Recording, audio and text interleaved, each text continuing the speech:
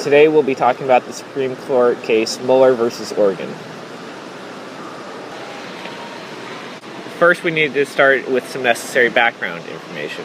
In 1903, Oregon passed a law limiting women's working hours to 10 hours per day.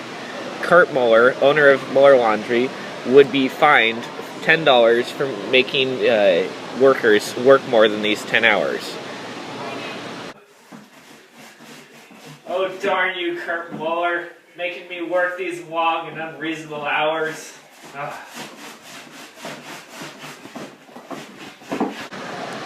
Kurt Mueller would take this case to court and eventually appeal up to the Supreme Court as the plaintiff. His lawyer was William Fenton, who would argue that the women's right to freedom of contract was being violated, which was protected by the 14th Amendment. The respondent, led by the National Consumer League, appointed Louis Brandeis for the state of Oregon to serve as the lawyer.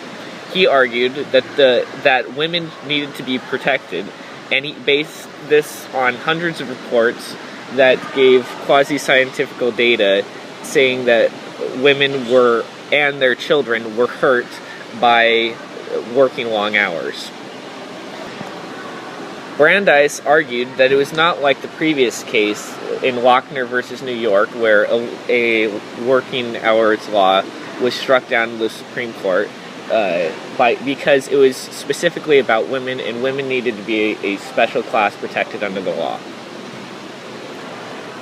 The judges unanimously sided with Brandeis, stating that due to the women's duties, the reason for the reduction of the working day to 10 hours are A, the physical organization of men, B, her maternal functions, and C, the rearing and education of children.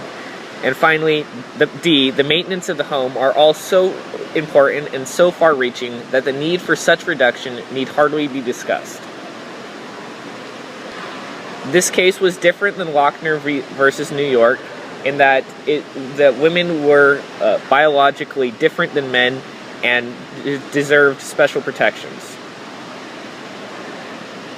This case was a step towards workers' protection, which would eventually follow for men and children. In addition, it showed that the court could be swayed through statistics and case studies, which would become important in later cases.